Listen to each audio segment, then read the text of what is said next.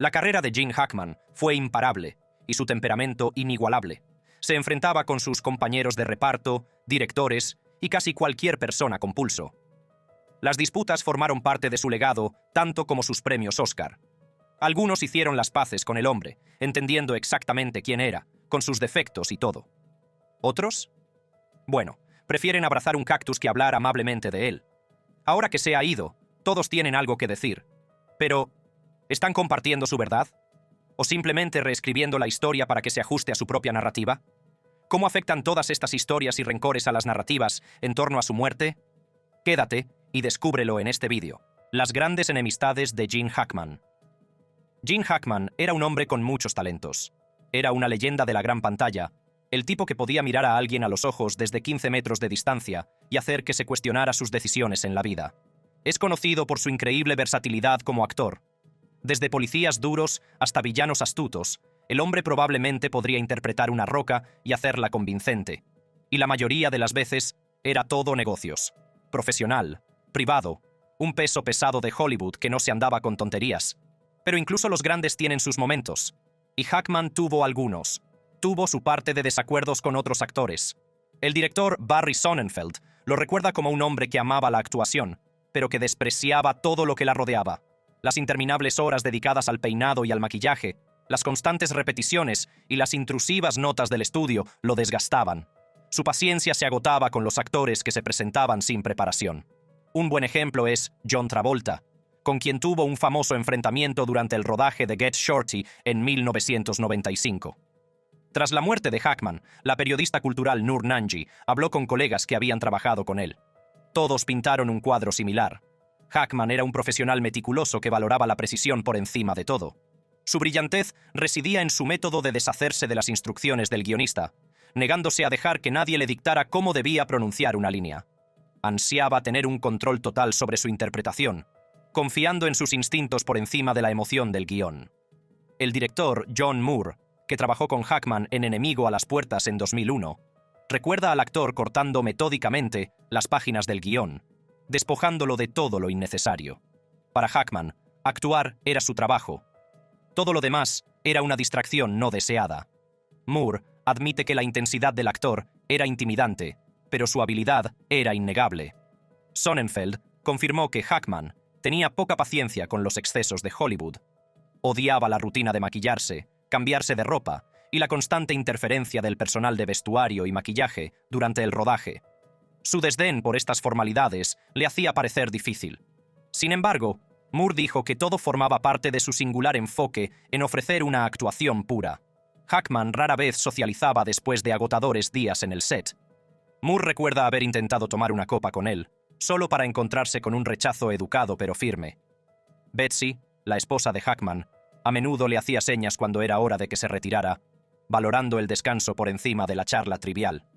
Su disciplinado estilo de vida lo mantenía en forma y preparado para el trabajo del día siguiente. A pesar de su reputación de ser duro, el profesionalismo de Hackman permaneció intacto. Sus enfrentamientos con Travolta en Get Shorty se hicieron legendarios. A diferencia de Hackman, Travolta a menudo llegaba al set sin preparación. Cuando se le preguntó qué había hecho durante el fin de semana, la respuesta contundente de Hackman fue que lo había pasado aprendiendo sus líneas. Travolta lo descartó como una pérdida de tiempo, un comentario que solo alimentó la frustración de Hackman durante el rodaje. Durante 12 semanas, esa frustración fue en aumento. Sonnenfeld, consciente de la tensión, permitió a Hackman desahogar su irritación cada vez que Travolta se equivocaba con sus líneas. A pesar de la fricción, la interpretación de Hackman fue siempre extraordinaria. Sonnenfeld entendió la verdad sobre él. La ira de Hackman nunca estuvo realmente dirigida a él, sino al poco profesionalismo que detestaba. Su reputación de ser difícil se extendió más allá de Get Shorty. En el set de The Royal Tenenbaums, Hackman chocó con el director Wes Anderson. Sin embargo, no todo el mundo veía a Hackman como alguien difícil. John Moore lo recuerda como una persona paciente, profesional y dispuesta a compartir una risa. A los ojos de Moore, las irritaciones de Hackman solo surgían cuando otros buscaban atención, en lugar de comprometerse con su trabajo. Según las memorias de Burt Reynolds, Bad Enough About Me, la reputación de Hackman por su intensidad se extendía mucho más allá de la pantalla. Dijo que era más evidente que nunca cuando trabajó con la libre de espíritu Lisa Minnelli. Durante una producción, el comportamiento directo y sensato de Hackman chocó con la energía juguetona de Minnelli y creó tensión en el plató. Según Reynolds, Hackman se irritaba cada vez más por la alegría de Minnelli, lo que provocaba arrebatos de ira que a menudo detenían el rodaje. El equipo tenía que esperar a que se calmara antes de continuar. Incluso durante los ensayos, el intenso afán de perfección de Hackman causaba problemas. Retaba las interpretaciones de sus compañeros de reparto justo antes de rodar. Este enfoque dejó visiblemente conmocionado a Minnelli en más de una ocasión. A pesar de la tensión en el plató, Burt Reynolds consiguió mantener una buena relación con Gene Hackman. También admiraba al joven Robby Benson, que se mantenía tranquilo y sereno a pesar del ambiente estresante. Durante los descansos ocasionales del rodaje, el reparto y el equipo jugaban al baloncesto. Estos partidos no hacían más que aumentar la frustración de Hackman. Benson, naturalmente atlético, superaba fácilmente a Hackman, anotando punto tras punto. Frustrado y avergonzado por la habilidad natural de Benson, Hackman empezó a jugar duro, y su irritación crecía con cada punto perdido. Pero Benson nunca perdió la calma.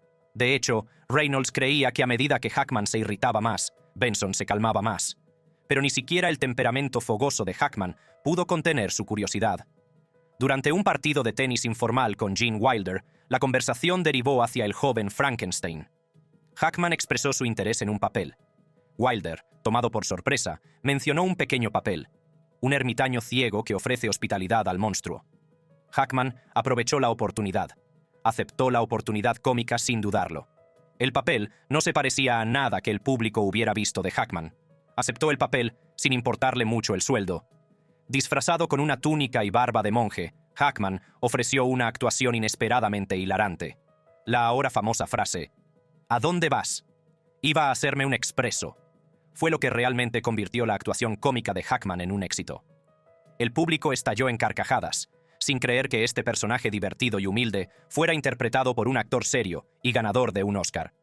Fue un momento inusual y desenfadado que demostró el increíble alcance de Hackman y su voluntad de reírse de sí mismo.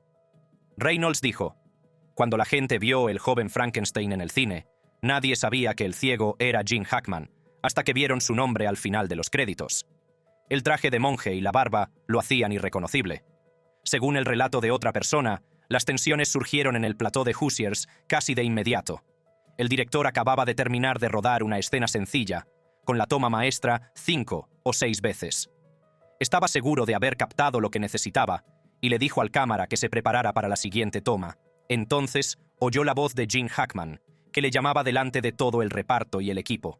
Las acusaciones fueron brutales. Hackman tildó al director de insípido, despistado y farsante. Al principio, el director pensó que era una broma, pero el silencio del equipo decía lo contrario. Al darse cuenta de que Hackman hablaba muy en serio, el director se acercó. Admitió que estaba nervioso el primer día y reconoció que debería haberle preguntado a Hackman si quería más tomas. Se ofreció a volver a rodar la escena. Hicieron otras 5 o 6 tomas, pero la interpretación de Hackman no cambió. Cada toma era una copia al carbón de la anterior, realizada con precisión mecánica. Buscando alguna señal de flexibilidad, el director preguntó si Hackman quería intentarlo de otra manera. La respuesta fue contundente. ¿Por qué? ¿Qué demonios tenía de malo? Ese intercambio marcó el inicio de una relación de trabajo agotadora. La fricción entre ellos se mantuvo durante toda la producción. Cuando se terminó la película, todos habían completado su trabajo de ADR, todos excepto Hackman. Cuando se le presionó, Hackman insistió en ver la película antes de aceptar la regrabación. Era una apuesta. El director y su colaborador, Angelo, sabían que si a Hackman no le gustaba la película, no se presentaría a la sesión de ADR. Organizaron una proyección privada la noche antes de la grabación programada. El resultado era una incógnita. Al día siguiente, llegó Hackman. Sin decir palabra, entró en la sala, se quitó las gafas y miró fijamente al director. Su reacción ante la proyección privada fue una mezcla de sorpresa y respeto genuino. Le dijo al director, ¿cómo coño has hecho eso? Hackman se retiró de la actuación en 2004, eligiendo una vida tranquila en Nuevo México con su esposa. Sonnenfeld especula que eligió Santa Fe por su belleza natural y su distancia del caos de Hollywood. En una rara entrevista de 2008, Hackman admitió que el estrés de la actuación se había vuelto insoportable. Los interminables compromisos de la realización cinematográfica ya no le atraían. Pero incluso en su retiro, reconoció que echaba de menos el puro acto de actuar. Durante casi 60 años, lo dio todo en su oficio. Eso, más que cualquier otra cosa, era lo que realmente amaba. ¿Cuáles son las teorías sobre las muertes? Las muertes del actor Gene Hackman y su esposa, Betsy Arakawa, han dejado a los investigadores y al público en busca de respuestas. Sus cuerpos fueron descubiertos dentro de su casa de Santa Fe el miércoles 26 de febrero, lo que provocó una serie de especulaciones sobre lo que realmente sucedió. Mientras la investigación continúa, los expertos médicos han comenzado a ofrecer teorías sobre lo que pudo haber ocurrido. James Gill, médico forense jefe de Connecticut, ofreció la explicación más plausible. Dijo que la pareja murió por causas naturales. Aunque no está directamente involucrado en la investigación, Gill cree que la conocida enfermedad cardíaca de Hackman y su marcapasos apuntan a un evento cardíaco fatal. Pero el verdadero misterio radica en la muerte de Arakawa. Una posibilidad que Gill considera es una secuencia de acontecimientos devastadora. Arakawa muere primero y Hackman se derrumba por el impacto emocional y el esfuerzo físico de encontrar su cuerpo. Una afección conocida como síndrome del corazón roto podría haber desencadenado una repentina oleada de adrenalina, provocando un fallo cardíaco en Hackman. Aunque son poco frecuentes, estas tragedias no carecen de precedentes. Pero las especulaciones por sí solas no son suficientes. Gill subraya que los informes de la autopsia y de toxicología serán esenciales para sacar conclusiones definitivas. Dado el avanzado Alzheimer y la grave enfermedad cardíaca de Hackman, su salud ya estaba en el filo de la navaja. La doctora Heather Jarrell, jefa de investigación médica de Nuevo México, apoya la teoría de que el deterioro de la salud de Hackman jugó un papel crucial. Las pruebas sugieren que la pareja murió con una semana de diferencia. Sin embargo, a diferencia de la teoría de Gill, Jarrell consideró que Hackman posiblemente no sabía que su esposa ya había fallecido. El estado de sus cuerpos complica aún más las cosas. Encontrados en estado de descomposición con cierta momificación, el aire seco y la elevada altitud de Santa Fe probablemente contribuyeron a preservar los cuerpos, lo que dificulta el establecimiento de una línea de tiempo clara. El sheriff de Santa Fe, Adam Mendoza, describe a la pareja como intensamente reservada, lo que dificulta aún más la investigación. Resulta inquietante que no haya indicios de que Hackman intentara pedir ayuda tras la muerte de Arakawa. Un estómago vacío sugería que no había comido recientemente, pero su cuerpo no mostraba signos de deshidratación. Los que conocían a Hackman están desconsolados. Stuart Ashman, copropietario de la Galería Artes de Cuba, recuerda sus conversaciones informales en un estudio de pilates local, sin imaginar nunca que se produciría una tragedia así. Para Ashman y muchos otros, la idea de que Arakawa pudiera haber muerto una semana entera antes que Hackman es una revelación dolorosa. Mientras continúa la investigación, la muerte por desconsuelo sigue siendo una de las teorías más convincentes. Pero, por ahora, la verdad sigue siendo tan esquiva como el propio hombre. Se cree que la muerte de Arakawa ocurrió el 11 de febrero como resultado del síndrome pulmonar por hantavirus. Esta es una enfermedad rara y a menudo mortal que se transmite a través de la exposición a excrementos de roedores infectados. Ese día, ella había salido a hacer recados, haciendo paradas en una tienda de comestibles, una farmacia y una tienda de mascotas, antes de regresar a su residencia en un barrio cerrado. Sigue siendo un misterio cómo contrajo el virus Arakawa. Los investigadores encontraron más tarde pruebas de roedores en varios edificios de la propiedad de la pareja. Las autoridades señalaron la posibilidad de que Arakawa hubiera experimentado síntomas similares a los de la gripe, signos tempranos del hantavirus, antes de su muerte. Aunque el hantavirus se encuentra en todo el mundo, se notifica con mayor frecuencia en el oeste de Estados Unidos, donde puede causar infecciones respiratorias mortales. No se encontraron signos inmediatos de juego sucio. El 4 de marzo, la oficina del sheriff del condado de Santa Fe inspeccionó la residencia en busca de fugas de gas y monóxido de carbono. La compañía de gas de Nuevo México no informó de ningún hallazgo importante, aunque se detectó una fuga de gas menor en uno de los quemadores de la estufa. Pero las sospechas se profundizaron con un inquietante descubrimiento. El perro de la familia también había muerto. El doctor Gaber, que conocía a los 3 perros de la pareja, recordaba haber encontrado a Zina, una de sus queridas mascotas, muerta dentro de una jaula cerca del cuerpo momificado de Arakawa. Conociendo la devoción de la pareja por sus animales, Gaber no podía creer que Arakawa hubiera dejado a Zina encerrada en su jaula intencionadamente, sabiendo que la perra no podía liberarse. Al principio, Gaber consideró la posibilidad de un trágico escenario a lo Romeo y Julieta, en el que uno no puede vivir sin el otro. Pero el confinamiento de Zina la obligó a replanteárselo todo. Gaber teorizó que la pareja había estado descargando cosas del coche, yendo y viniendo entre el vehículo y la casa, cuando el marcapasos de Jean falló de repente, provocando su colapso. En un pánico desesperado, Cinna, muy unida a Jean, pudo haberle arañado y lamido la cara, tratando desesperadamente de despertarlo. En el caos, Arakawa pudo haber colocado a la frenética Cinna en su jaula antes de experimentar su propia emergencia médica en el baño. Atrapada e indefensa, Cinna finalmente sucumbió a la deshidratación y la inanición. Arakawa era una pianista clásica nacida en Hawái. Conoció a Hackman en un gimnasio de Los Ángeles, donde trabajaba a tiempo parcial. Él había olvidado su tarjeta de acceso y ella le negó la entrada. Ese encuentro casual marcó el comienzo de una relación que condujo al matrimonio en 1991. A pesar de la diferencia de edad, los amigos describieron su conexión como natural, basada en intereses compartidos y respeto mutuo. Se establecieron en Santa Fe y abrazaron una vida que parecía extraordinariamente normal. Diseñaron una casa en la cima de una colina con un elegante estilo del suroeste, que más tarde apareció en Architectural Digest. Hackman se unió a la junta directiva del Museo Georgia O'Keeffe, una joya cultural de la ciudad. Juntos, invirtieron en un restaurante llamado Jinja, que exhibía las pinturas de Hackman y le honraba con un cóctel Mai Tai de la casa. Sin embargo, bajo el encanto de sus vidas, Hackman conservaba el aura del hombre corriente que a menudo interpretaba en la pantalla. Helen Dufresne, su antigua vecina, recordaba haberlo conocido hacía una década. Llevaba una gorra de béisbol y conducía una camioneta, deteniéndose solo para elogiar a sus perros salchicha. Durante 2 décadas, Tom Allen, amigo de toda la vida de Hackman, observó que Arakawa actuaba como guardiana de su marido. La comunicación con Hackman siempre pasaba por ella. Allen nunca habló con él por teléfono ni intercambió correos electrónicos. La aversión de Hackman a la tecnología se extendía a no tener un teléfono móvil, al menos ninguno que Allen conociera. La actitud protectora de Arakawa era evidente. Allen recordaba que Hackman había admitido que habría muerto hace mucho tiempo sin sus cuidados, su meticulosa atención a su dieta y su constante esfuerzo por cuidarlo.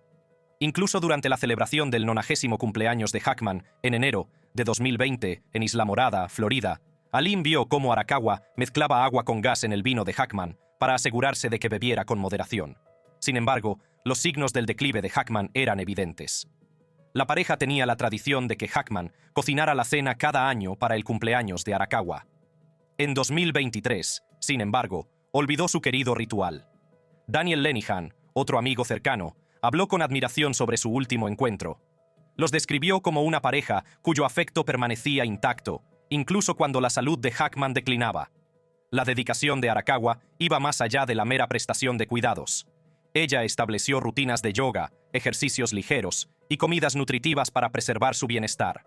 A pesar de los antecedentes de problemas cardíacos de Hackman, incluido un triple bypass alrededor de los 60 años, Lenihan atribuyó su devoción a la buena salud que mantenía. Cuando la pandemia de COVID-19 se extendió por el mundo, la pareja se retiró a su casa dentro de la comunidad cerrada de Santa Fe Summit. Los vecinos rara vez los veían. El único recordatorio de su presencia eran los cubos de basura que dejaban en la calle para que los recogieran. Su aislamiento no había pasado desapercibido. James Everett, un residente a tiempo parcial del barrio, encontraba extraño que la edad de Hackman no hubiera llevado a la pareja a contratar cuidadores. Reflexionó sobre los últimos años de su propio padre, que había estado asistido por personal interno.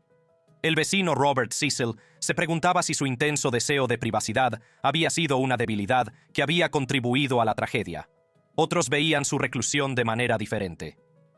El amigo de Hackman, Rodney Hatfield, creía que el actor apreciaba Santa Fe por su capacidad de concederle una vida lejos de las cargas de la fama. Stuart Ashman, otro amigo, señaló que la soledad a menudo atraía a la gente a Santa Fe.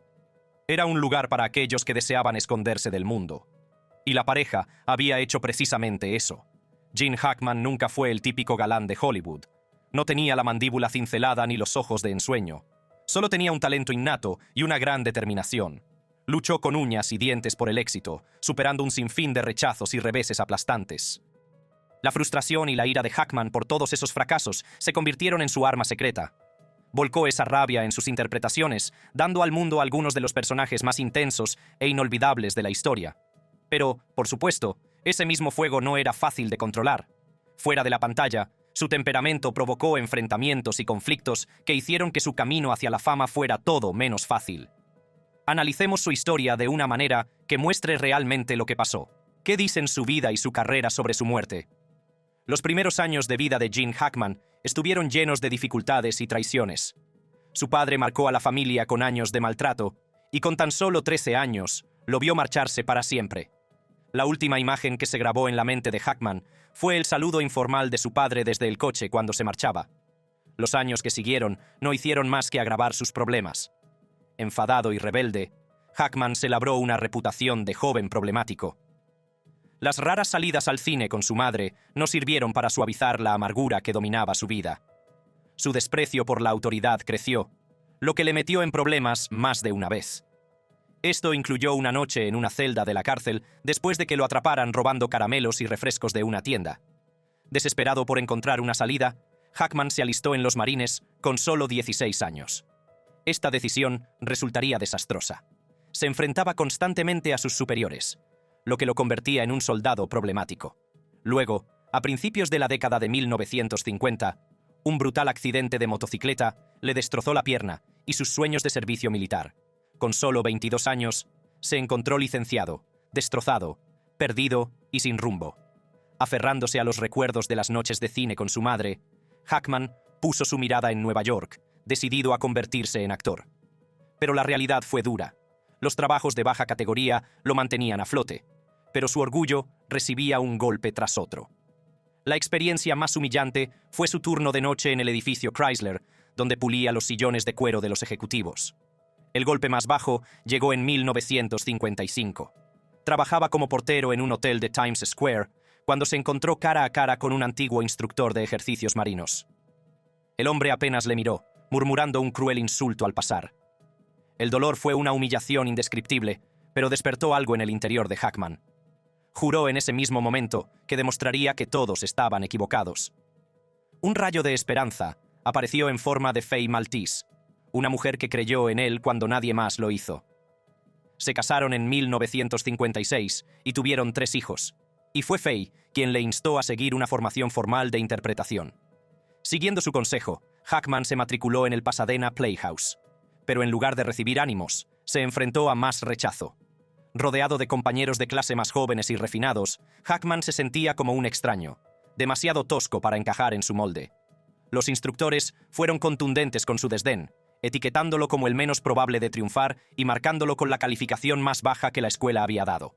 En medio del ridículo, Hackman encontró un aliado inesperado, un joven y torpe Dustin Hoffman que compartía el mismo estatus de extraño. Se hicieron amigos rápidamente, tocando bongos en el tejado durante los descansos e intercambiando historias de rechazo. Ambos fueron votados como los menos propensos a triunfar, pero ese juicio solo alimentó la determinación de Hackman. No solo demostraría que estaban equivocados, sino que les haría tragar sus palabras. En 1961, Gene Hackman se estaba abriendo camino en la industria cinematográfica, asumiendo papeles secundarios que apenas causaban sensación. Pero todo cambió en 1967, cuando consiguió el papel de Buck Barrow en la aclamada Bonnie and Clyde. Actuó junto a Warren Beatty y Faye Dunaway. La interpretación le valió una nominación al Oscar al mejor actor de reparto, lo que finalmente puso su nombre en el mapa.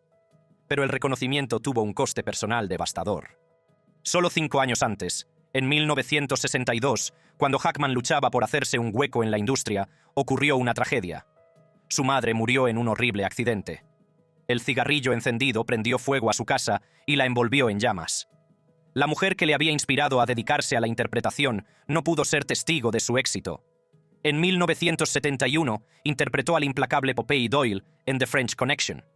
La icónica persecución de coches de la película y su brutal intensidad le valieron a Hackman un Oscar al mejor actor. Pero el éxito vino acompañado de amargura. La producción fue tensa desde el principio. El director William Friedkin había luchado con uñas y dientes para elegir a cualquier otro actor que no fuera Hackman. Intentó conseguir a todos los actores duros de Hollywood, Paul Newman, Steve McQueen, Charles Bronson, antes de decidirse por Hackman a regañadientes. Saber que era el último recurso envenenó la experiencia. El propio Hackman reconoció esta dura verdad, diciendo que él era, al menos, la 7ª opción para el papel. La implacable brutalidad de la película, que exigía peleas interminables y una agresión descarnada, dejó a Hackman agotado mental y físicamente. En un momento dado, incluso, sugirió a Friedkin que considerara la posibilidad de cambiar el reparto, pero su resentimiento no hizo más que alimentar su actuación. El escozor y la idea de que no estaba a la altura le persiguieron. Durante el rodaje de La conversación en 1974, descubrió que Francis Ford Coppola había querido inicialmente a Marlon Brando para el papel principal. Una vez más, Hackman fue una segunda opción. En lugar de restarle importancia, canalizó su amargura en su interpretación, ganándose el aplauso de la crítica. Pero confiar en el resentimiento tuvo un precio. La fama y el éxito no llenaron el vacío. A lo largo de la década de 1970 y principios de la de 1980, la vida de Hackman se fue descontrolando. Gastó dinero en aviones privados, coches de lujo y gastos extravagantes. Con dificultades económicas, aceptó casi cualquier papel que le ofrecían, incluso proyectos olvidables como La aventura del Poseidón. En un momento dado, su situación financiera se volvió tan grave que tuvo que depender del viejo coche de su hija solo para llegar a las entrevistas. Luego vinieron las tragedias personales. En 1981, su mejor amigo Norman Gary se suicidó. Esto fue especialmente devastador para Hackman, que siempre había sido una figura solitaria. Como si la vida no hubiera terminado de castigarlo, le siguió otro golpe demoledor. En 1986, después de 30 años de matrimonio, su relación con Faye Maltese se vino abajo. Su matrimonio, que había estado tenso durante años, finalmente se derrumbó. Hackman admitió que estuvo a punto de dejar la actuación por completo porque estaba consumido por el dolor y el agotamiento. Pero su resiliencia perduró. En 1988, Hackman volvió a la fama, protagonizando junto a Willem Dafoe el papel de un agente del FBI en el thriller policíaco sobre los derechos civiles Mississippi Burning. Su interpretación le valió otra nominación al Oscar al mejor actor, pero el regreso estuvo marcado por la soledad. En el rodaje de Mississippi Burning, Hackman se volvió aún más introvertido. Su coprotagonista, Frances McDormand, describió su capacidad para ocultar sus emociones como casi antinatural. Durante las lecturas del guión no revelaba nada, y seguía siendo un misterio para todos los que le rodeaban. A pesar de la aclamación, Hackman siguió siendo un hombre profundamente reservado hasta su fallecimiento. Si te ha gustado este vídeo, haz clic en la tarjeta que aparece en tu pantalla ahora mismo para ver más vídeos.